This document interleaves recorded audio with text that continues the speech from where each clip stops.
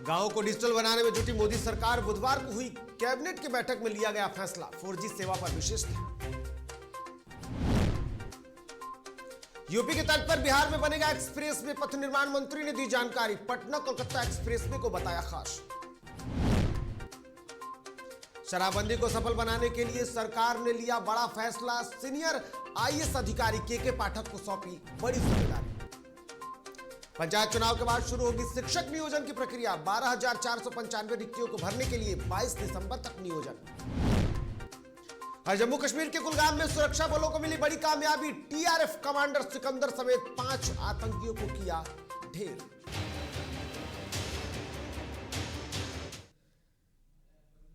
नमस्कार, आप देख रहे हैं डीटीवी भारत और मैं हूं आपके साथ निर्भय किशोर। तो आइए खबरों की शुरुआत करते हैं और सबसे पहले बात राजनीतिक जगत की।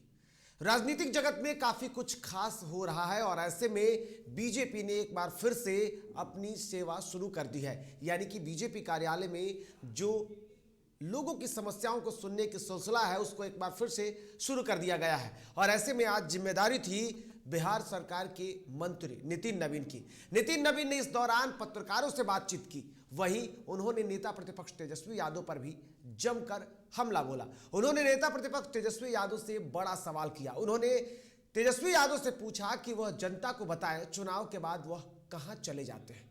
इसको लेकर तेजस्वी एक श्वेत पत्र जारी करे। साथ ही नितिन नवीन ने कांग्रेस पर भी हमला करते हुए कहा कि कांग्रेस नेताओं को समीक्षा से कोई मतलब नहीं है क्योंकि उनको समीक्षा शब्द का ज्ञान ही नहीं है। चुनाव के बाद कहां भागते हैं पता नहीं चलता है, तो वो अपने योद्धा को योद्धा बना के रखें। नीतीश कुमार जी क्या है नहीं है वो बिहार की जनता जानती है, ठीक है। तो इसलिए बिहार की जनता को सर्टिफिकेट की आवश्यकता राजद कार्यालय से नहीं है। नीतीश कुमार या भाजपा की सरकार की क्या यूएसपी है, उस राजद कार्यालय से कोई सर्टिफिकेट इशू नहीं होना है। इसलिए जो जनता को सर्टिफिकेट देना है वो अभी दिया दोनों उपचुनाव में। अब उनके सर्टिफिकेट की दरकार उनके तेजस्वी यादव को होगी। और तेजस्वी यादव कहाँ रहते हैं पहले उसका श्वेत पत्र जारी करेंगे, कब कब कहाँ गायब होते हैं।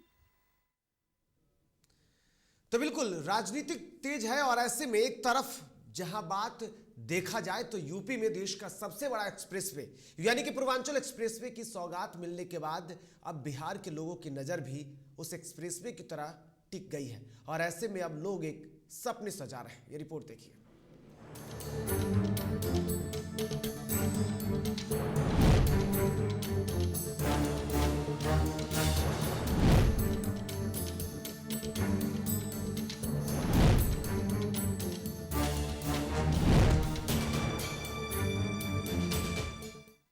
यूपी में देश का सबसे बड़ा एक्सप्रेसवे पूर्वांचल एक्सप्रेसवे की सौगात मिलने के साथ ही अब बिहार की नजर ऐसे सपने पर टिक गई है जहां एक्सप्रेसवे पर कहीं फर्राटा भरती गाड़ियां दिखती तो जरूरत के मुताबिक सेना के जवान भी उस एक्सप्रेसवे का इस्तेमाल आपातकाल के दौरान कर सके। हालांकि बिहार सरकार लोगों की भी यह मुराद जल्द ही पूरा करने वाली है, जिसकी जानकारी बिहार सरकार के मंत्री नितिन नवीन ने दी। देखिए, पटना कलकत्ता एक्सप्रेसवे जो बिहार के लिए पहला एक्सप्रेसवे होगा और भारतमाला फेज 2 में जो हम लोग को सड़कें मिली हैं उन सड़कों के माध्यम से हम लोग उस तरह की कई सड़कों का प्रावधान रखे हैं। साथ ही साथ पटना से हम लोग कनेक्टिविटी के साथ जो पटना रिंग रोड है उस पर जो काम चल रहा है वो भी भारतमाला फेज 1 का काम चल रहा है। जिस दिन पटना रिंग रोड कंप्लीट होगा अपने आप में उस तरह की सड़कें आपको नजर आएंगी। दरअसल यूपी को सौगात मिलने के साथ ही बिहार में राजनीति भी देखने को मिली थी, जिसको लेकर लोजपा रामविलास के राष्ट्रीय अध्यक्ष चिराग पासवान ने ट्वीट कर सीएम नीतीश कुमार पर हमला बोला था। उन्होंने सीएम से पूछा था कि इस तरीके के रोड के लिए सीएम नीतीश को और कितना वक्त देना होगा।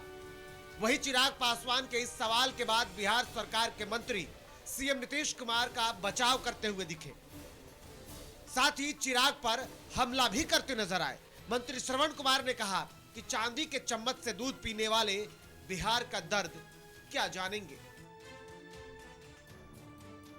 वो तो दिल्ली में पैदा हुए हैं, दिल्ली में पले बढ़े हैं, उनको क्या बुझाएगा गांव का दर्द।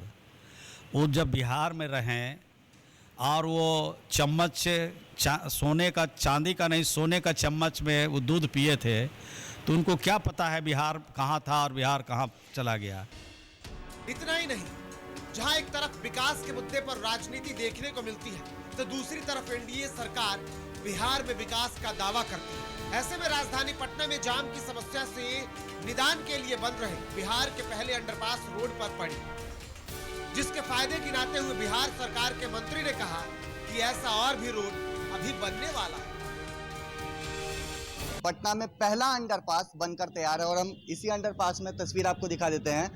अंडरपास चालू हो चुका है और जो गाड़ियां हैं वो भी अब आनी जानी इस अंडरपास से शुरू हो गई हैं। सामने ठीक ये जो रास्ता आप देख रहे हैं ये वीवीआईपी एरिया की ओर जाता है। सीएम हाउस इधर है, नेता प्रतिपक्ष तेजस्वी यादव का आवास इधर है, कई मंत्रियों का आवास इधर है और ठीक इस ओर बेली रोड का रास्ता है और कहीं ना कहीं अब पटना वासियों को जाम से भी छुटकारा मिलेगा। तो पहला पार्ट है उस पर हम लोग कंप्लीट करने में लगे हैं। लोहिया पथचक्र का जो दूसरा पार्ट आपको हड़ताली मोड़ का है उस पर हम लोग काम शुरू करने वाले हैं दिसंबर के बाद। और ये 2 पथचक्र का मुख्य रूप से है। अभी जो आप टनल की बात कर रहे हैं या जो कनेक्टिविटी की बात कर रहे हैं, अभी उसकी प्रारंभिक चर्चा हुई है। इस पर आगे देखेंगे क्या निर्णय होता है। हालांकि सरकार की तरफ से दावे तो बहुत किए जाते हैं, लेकिन ये दावे कितने पूरे होते हैं ये बातें आने वाले वक्त तय करेंगे। लेकिन यूपी की सौगात के साथ ही बिहार के लोगों के मन में सपनों की उड़ान जरूर उड़ चली है, जो चाहते हैं कि पूर्वांचल की तरह बिहार में भी एक्सप्रेसवे हो और वो उस पर सवारी करे। डीटीवी भारत के लिए राजधानी पटना से निषेध की रिपोर्ट। तो बिल्कुल अब बात शराबबंदी की। दरअसल शराबबंदी को लेकर के राजनीतिक तेज है और ऐसे में अब नीतीश सरकार ने बड़ा फैसला लिया है। शराबबंदी पर समीक्षा बैठक के महज 24 घंटे के बाद सीएम नीतीश कुमार ने बुधवार को बड़ा फैसला लेते हुए उत्पाद विभाग की जिम्मेदारी वापस के पाठक को सौंप दी है। आपको बता दें कि केंद्रीय प्रतिनियुक्ति से वापस लौटने के बाद बिहार सरकार ने सरकार पर बड़ा फैसला लिया और अपर मुख्य सचिव के पद पर पाठक को बड़ी जिम्मेदारी सौंप दी है। वहीं मुख्यमंत्री के इस निर्णय से शराब माफियाओं के बीच हड़कंप मच गया है। आपको बता दें कि 1990 बैच के सीनियर आईएएस अधिकारी के रूप में पाठक ने यूपी के रहने वाले हैं और बेहद ही कड़क मिजाजी कहे जाते हैं। वह अपनी छवि के अनुरूप कई दफा विवादों में रहे।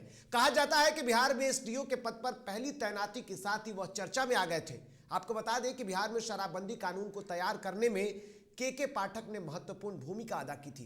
एक बार फिर जब शराबबंदी सवालों के घेरे में है तो के पाठक को जिम्मेदारी सौंपी गई है। इससे ये उम्मीद है कि सरकार जिस सवालों को झेल रही है उसे के पाठक जरूर ही निजात दिला पाएंगे। इधर शिक्षक नियोजन के लिए लंबे वक्त से इंतजार कर रहे शिक्षक अभ्यर्थियों के लिए शिक्षा विभाग ने अच्छी खबर दी है। दरअसल बिहार में प्रारंभिक शिक्षक नियोजन की 6ठे चरण की प्रक्रिया चल रही है और इस प्रक्रिया के तहत फिलहाल कुछ कमियों के कारण इसे रोक दिया गया था और एक बार फिर से इस प्रक्रिया के तहत 12,495 रिक्तियों को भरना है, जिसे पूरा करने के दौरान कुछ कमियों के कारण रिक्तियों को अब फिर से एक बार भरा जाएगा, जिसको लेकर शिक्षा विभाग के अपर मुख्य सचिव संजय कुमार ने इस संदर्भ में अधिसूचना जारी की है। शिक्षा विभाग की अधिसूचना के मुताबिक तीसरे चरण की काउंसलिंग 14 दिसंबर से प्रारंभ होगी, जो 22 दिसंबर तक चलेगी, जिसके तहत नगर निकायों में 14 से 16 दिसंबर तक काउंसलिंग होगी। 14 दिसंबर को जिला मुख्यालयों पर सामाजिक विज्ञान विषय के वर्ग 6 से लेकर के 8 तक के अभ्यर्थियों की काउंसलिंग निर्धारित की गई है। वहीं 15 दिसंबर को जिला मुख्यालय पर कक्षा 6 से 8 वर्ग के लिए गणित, विज्ञान और भाषा विषय के लिए काउंसलिंग आयोजित की जाएगी। वहीं 16 दिसंबर को जिला मुख्यालयों पर कक्षा 1 से 5 वर्ग के लिए काउंसलिंग रखी गई है। इसके साथ ही प्रखंड स्तरीय नियोजन के लिए 17 दिसंबर से तिथि निर्धारित की गई है, जो 22 दिसंबर तक चलने वाला है।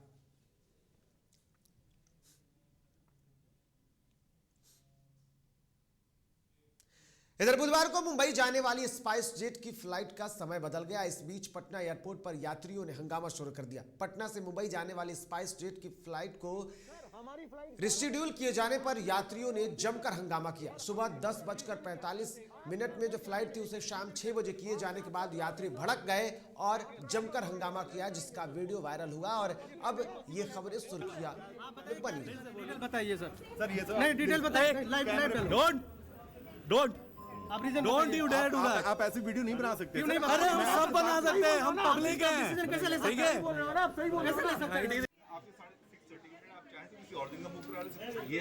सर हमारी फ्लाइट 11 बजे की है, आप डिले कर रहे हो 6:30।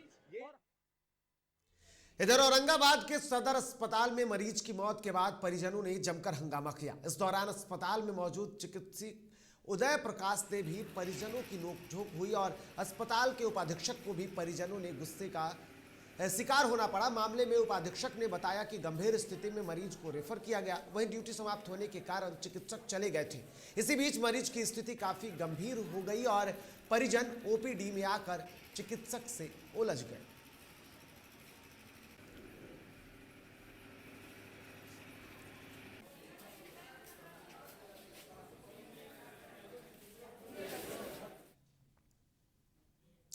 इधर राजधानी पटना के बुद्धा स्मृति पार्क के पास आशा कार्यकर्ताओं ने धरना देकर सरकार से मांग की है कि आशा कार्यकर्ताओं को सरकारी सेवक घोषित किया जाए और 18,000 मासिक वेतन दिया जाए। इसके साथ ही उन लोगों ने यह चेतावनी भी दी कि यदि सरकार उनकी मांग को पूरा नहीं करती है तो वो लोग अनिश्चितकालीन हड़ताल करेंगे और सरकार के खिलाफ प्रदर्शन भी करेंगे।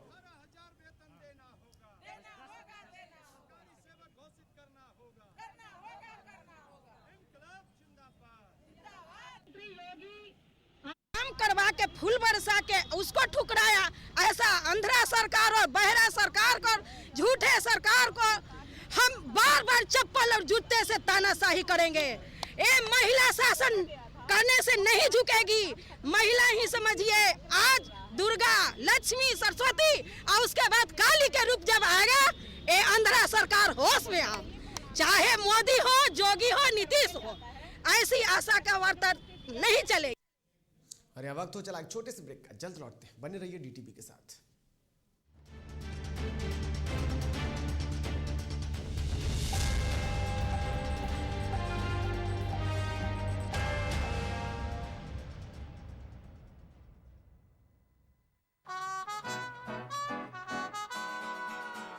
बार बार देखो, हजार बार देखो, ये देखने की चीज है, हमारा दिल रुबा ताली हो, ताली हो। This is my favorite. I like the way I look. I like this. Your wall looks amazing in this one. The wall. Yeah.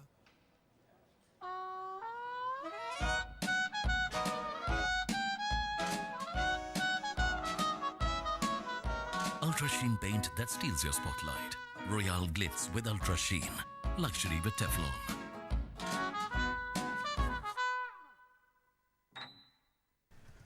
दादी, इतने सारे पापड़ बन गए, क्या करे?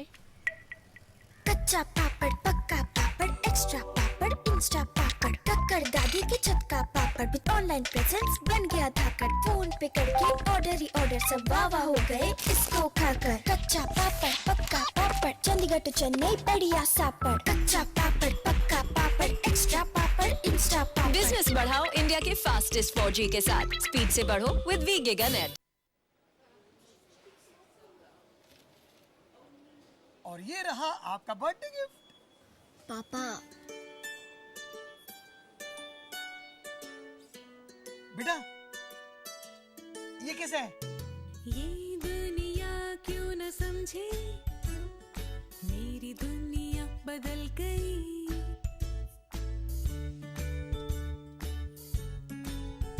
और ये देखो पीहू,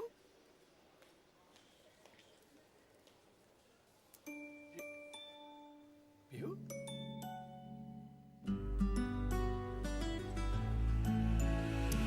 गुड़ियों से खेलने वाली तेरी गुड़िया बड़ी हुई। बच्चे कब बड़े हो जाते हैं पता ही नहीं चलता। थोड़ा बड़प्पन दिखाइए। रहो सेफ सैनिटरी पैड से खुद को स्वस्थ और सुरक्षित रखने में इनका साथ निभाइए। सर छुट्टी चाहिए थी। क्यों? गांव के सारे घर कच्चे थे, बाढ़ में ढह गए। मेरा भी। Good morning sir. देखिए, बुनियाद भी पक्की, आपका नया घर भी पक्का, सालों साल चलेगा सर। ठीक है, ले लो छुट्टी।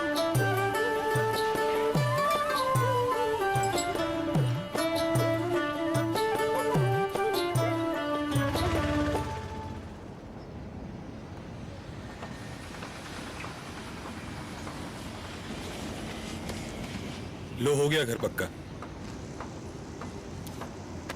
छुट्टी कैंसिल।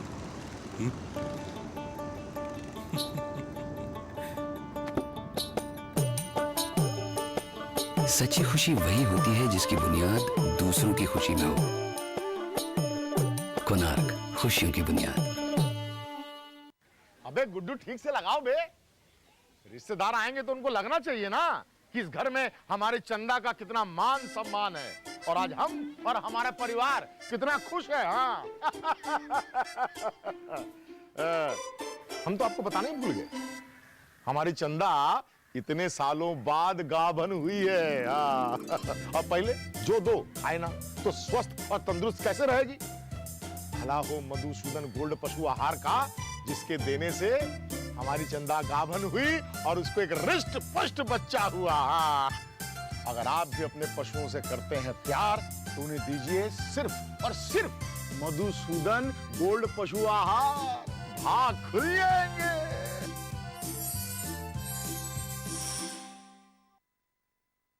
Elite institute. अगर आपके अंदर चाह है तो एलीट आपकी राह है। आईआईटी हो या मेडिकल, आप चाहते हैं अपने आप को उत्कृष्ट दिखाना, आप चाहते हैं खुद को एक आईआईटीएन के रूप में दिखना या मेडिकल के क्षेत्र में आगे बढ़ना, तो एलीट आपके लिए एक बहुत बड़ी ताकत के साथ आपके सामने है। आइए, खुलिए, बढ़िए, पहुंचिए। Elite institute.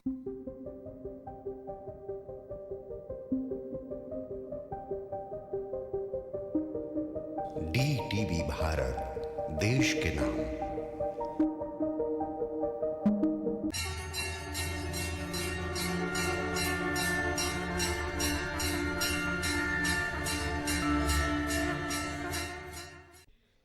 घर चाहिए, मकान चाहिए कि चाहिए दुकान, या फिर चाहिए जमीन जायदाद, वो भी बिना ब्रोकर, बिना कमीशन के, 100% लीगल। अधिक जानकारी के लिए देखिए हमारा खास कार्यक्रम बिल्डिंग बाजार।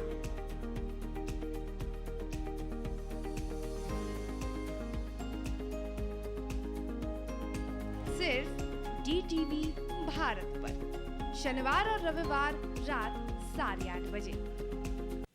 अश्लीलता से दूर, भक्ति से भरपूर, कान फोड़ू नहीं, मधुर वाणी, जिंदगी का सार, राम की कहानी, रामचरितमानस का संपूर्ण पाठ, सुबह और शाम 6:30 बजे। देखिए रामायण, सिर्फ और सिर्फ डीटीवी भारत पर।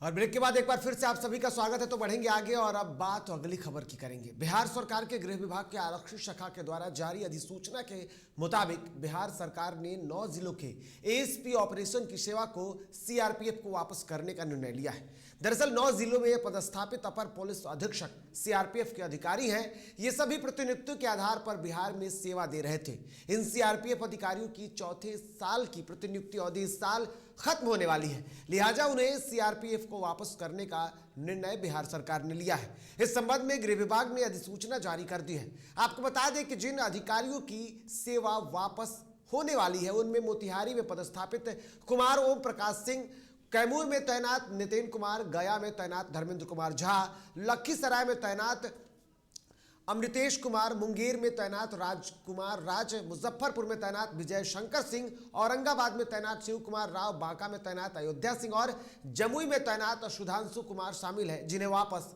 सीआरपीएफ भेजा जा रहा है।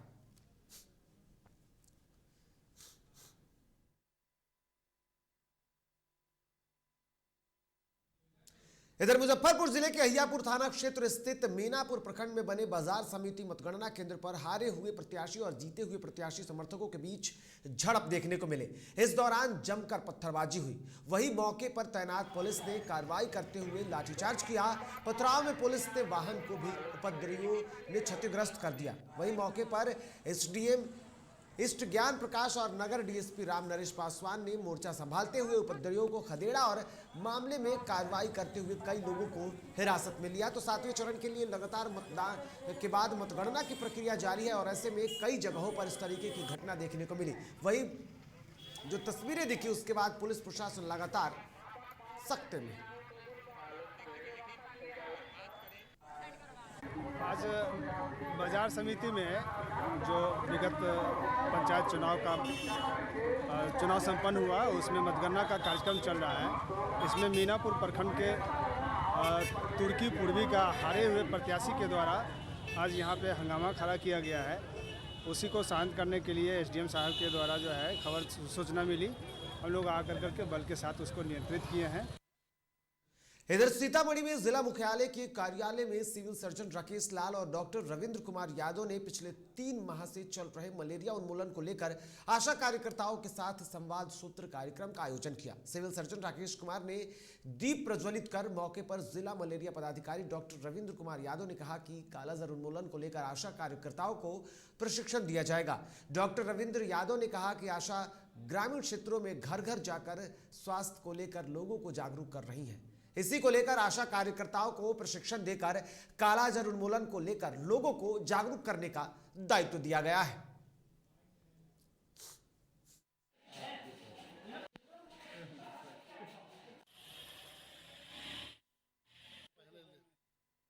अब खबरें झारखंड की।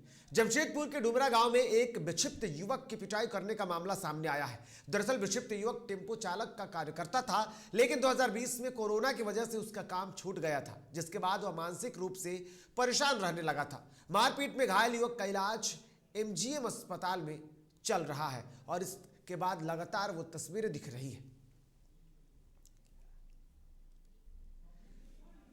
तो बिल्कुल आपको बता दें कि घायल का इलाज एमजीएम अस्पताल में चल रहा है। जिस तरीके की स्थितियां देखी, कोरोना काल के बाद कई सारे लोगों को परेशानियों का सामना करना पड़ा था और ऐसे में टेम्पो चालक के रूप में कार्य करने वाले इस व्यक्ति की मानसिक स्थिति बिगड़ गई। जब परिवार की जिम्मेदारी बढ़ी, कोरोना के कारण रोजगार खत्म हो गया, उसके बाद इसकी स्थिति मानसिक स्थिति बिगड़ते गई और उसके बाद लोगों ने उसकी जमकर पिटाई कर दी और विक्षिप्त युवक की पिटाई के बाद उसे अस्पताल में भर्ती कराया गया, जहां उसका इलाज चल रहा है। याद भी नहीं है कितना महीना हो गया, 6-8 महीना हो गया। बचपन से नहीं टाउन का वहाँ, उसके बाद से ही इसका हम लोग से कुछ झगड़ा उगड़ा करता था तो हम लोग चल गए थे अपना बेटी घर कराने। मारपीट करता, हम लोग को देखना नहीं चाहता। हम लोग गुस्सा से कुछ दिन चल गए थे, उसके बाद से आके देख रहे कि ये पागल हो गया है। इधर सरायकेला में झामुमो जिला अध्यक्ष के नेतृत्व में टाटा स्टील लॉन्ग प्रोजेक्ट और टीजीएस का गेट जाम कर दिया गया है। बता दें कि Jhamumo Tata chemicals private limited द्वारा कार्यालय जमशेदपुर से महाराष्ट्र के पुणे में स्थानांतरित करने के प्रस्तावित सहित टाटा समूह द्वारा झारखंड के हितों की उपेक्षा का विरोध किया जा रहा है। यह गेट जाम गुरुवार सुबह 11 बजे तक रहेगा। खरसावा विधायक दशरथ गंगराई सभी नेता और सैकड़ों कार्यकर्ताओं के साथ सुबह से ही गेट पर तंबू डालकर बैठे हुए और किसी को भी कंपनी के अंदर और बाहर नहीं आने जाने दिया जा रहा है। विस्थापितों और प्रभावितों को आज झारखंड मुक्ति मोर्चा यहाँ सपोर्ट कर रही है और झारखंड मुक्ति मोर्चा के नेतृत्व में ही आज यहाँ एक दिवसीय बंदी का कार्यक्रम रखा गया है। इसका एकमात्र उद्देश्य है कि टाटा स्टील ने यहाँ के आदिवासियों को और मूलवासियों को छलने का काम किया।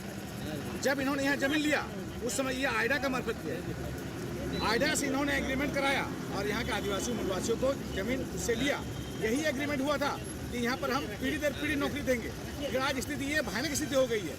जिस समय एग्रीमेंट हुआ 2 एकड़ पे 1 नौकरी दिया गया। वो नौकरी करने वाले तो मर गए, उनके जो आश्रित हैं, जो उनके पुश्तैनी लोग, उनको आज तक टाटा स्टील ने नौकरी देने का काम नहीं किया। यहाँ तक कि हम गेट के अंदर नहीं जा सकते हैं, यहाँ पर ठेकेदारी में काम नहीं मिलता है। इधर उत्तर प्रदेश के आगरा में रेलवे पुलिस और आरपीएफ ने 5 महिलाओं को 48 किलो अवैध गांजा के साथ गिरफ्तार किया है। ये सभी उड़ीसा से नई दिल्ली ट्रेन में जा रहे थे। तलाशी के दौरान इनके पास से गांजा बरामद हुआ। पुलिस इनसे पूछताछ कर रही है। पुलिस पूछताछ में 5 महिलाओं ने बताया कि उड़ीसा से लेकर आगरा पहुंची थी और महिलाओं को गांजा पहुंचाने के एवज में 7,000 रुपए मिलने वाले थे, लेकिन आरपीएफ और जीआरपी ने डिलीवरी देने से पहले ही उन दोनों सभी को धर दबोचा है। मामला ये है, 5 महिलाएं जो उड़ीसा से अवैध रूप से गांजा लेके आ रही थी, तो हमारी जीआरपी की टीम, सर्विलांस और आरपीएफ की एक संयुक्त टीम जो इस पर लगातार काम कर रही है, उन लोगों ने इनको जो है ट्रेस किया और ट्रेस करने के बाद इन्हें गिरफ्तार किया। तो इनके पास से कुल 48 केजी गांजा बरामद हुआ है। वहीं दूसरी तरफ आगरा पुलिस और ट्रैफिक पुलिस की अवैध वसूली और लापरवाही लोगों के लिए खतरा बन रही है। भारी वाहनों के लिए प्रतिबंधित थाना शाहगंज क्षेत्र के खेरिया फ्लाईओवर पर ट्रक की आवाजाही जारी है। वहीं बुधवार को बेकाबू ट्रक ने कार सहित बाइक और साइकिल सवार छात्रा को चपेटे में ले लिया। गनीमत रही कि इस घटना में कोई घायल नहीं हुआ।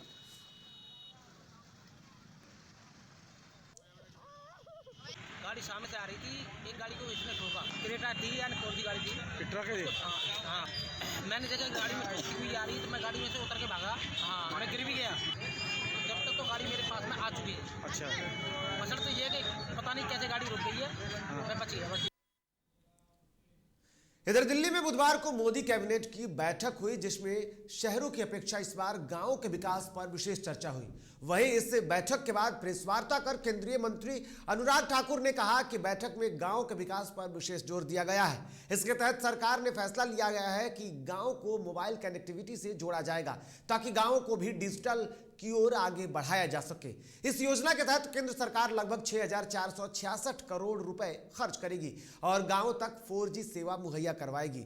इसके साथ ही ग्रामीण और दूर दराज के क्षेत्रों को सड़कों से जोड़ने के लिए प्रधानमंत्री ग्रामीण सड़क योजना को एक बार फिर से शुरू करने का निर्णय लिया गया है, ताकि देश के गांव-गांव को सड़कों से जोड़ा जा सके। सभी गाँव तक सड़क से जोड़ने का काम मैं इसलिए भी कह रहा हूँ क्योंकि अगर PMGSY 3 की भी मैं बात करूँ तो उसमें भी आप देखेंगे कि 1,12,419 करोड़ रुपए का व्यय होगा 2024-25 तक, और इसमें लगभग 1,40,041 किलोमीटर सड़कों का निर्माण होगा, 2,626 ब्रिजेस बनेंगे, और अगर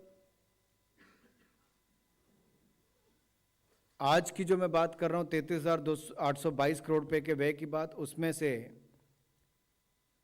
32,152 किलोमीटर सड़क का निर्माण होगा और 2,648 लॉन्ग स्पैन ब्रिज। ये इधर जम्मू कश्मीर में आतंकियों के खात्मे के लिए सुरक्षा बलों ने बड़े स्तर पर ऑपरेशन शुरू कर दिया है। बुधवार को कुलगाम के पोम्बे और गोपालपोरा में 5 आतंकियों को मार गिराया गया। इस मुठभेड़ में TRF कमांडर सिकंदर भी मारा गया है। सुरक्षा बलों को आतंकियों की मौजूदगी की सूचना के बाद सर्च ऑपरेशन चलाया गया था। इस बीच एक इलाके में सुरक्षा बलों के चारों तरफ से घेर लिया गया है। आतंकियों ने घिरे हुए देख सुरक्षा बलों पर फायरिंग कर दी, जिसके बाद जवाबी कार्रवाई में सुरक्षा बलों ने 5 आतंकियों को मौत की नींद सुला दी। तो खबरों के सफर फिलहाल इतना ही। ताजा तरीन खबरों के लिए आप देखते रहिए DTV भारत। नमस्कार।